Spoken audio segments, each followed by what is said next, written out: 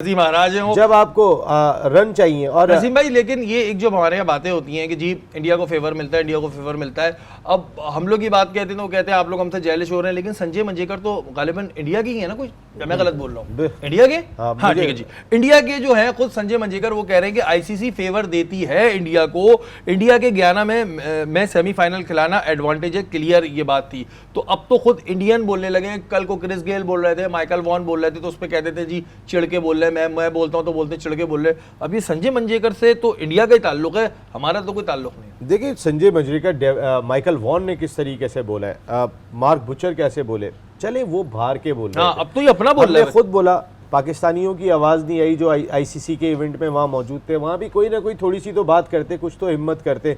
लेकिन हमारे वाले तो वीडियो बनाने में लगे हुए, कोई डांस कर रहा है, कोई किसी चीज़ के ऊपर, कोई चाहत फ़तेह अली खान के गाने पे डांस करता हुआ नज़र आ रहा है। मकसद है कि हमारे वाले तो ऐसा लग रहा था कि कैरेबियन जज़ायर में पार्टी करने के लिए गए हुए या कमेंट्री करने के लिए गए हुए। हमने देखे इंग्लैंड के प्लेयर्स ने, इंग्लैंड क्रिकेट बोर्ड ने अपने प्लेयर्स को बुला लिया था पाकिस्तान की सीरीज़ में, जिस वक्त इंडियन प्रीमियर लीग के नॉकआउट मैचेस आ गए थे, जब प्ले ऑफ आ गया था तो बुला लिया था। दुनिया नहीं बुला सकती इंडिया से, उन्होंने बुला लिया था कि भेजें आप हमारे पास, हमारे खिलाड़ी जो है वो यहाँ पे सीरीज़ खेलेंगे। तो इनका अंदाज़ थोड़ा सा मुख्तलिफ है हमारे से। हम तो बुरे बात करते हैं, जो उनके दिल के अंदर होता है। देखें ना, वर्ल्ड कप के अंदर उन्होंने कह दिया था, उनके कैप्टन ने, बैन स्टोक्स ने, कि ऐसा लगा कि धोनी रन नहीं बनाना चाह रहे, पाकिस्तान को जानबूझ के बाहर, उन्होंने ये नहीं कहा पाकिस्तान को जानबूझ के बाहर, लेकिन उन्होंने कहा कि उनकी इंटेंट से नहीं लगा कि धोनी ये मैच जीतना चाह रहे, करीब आ गए।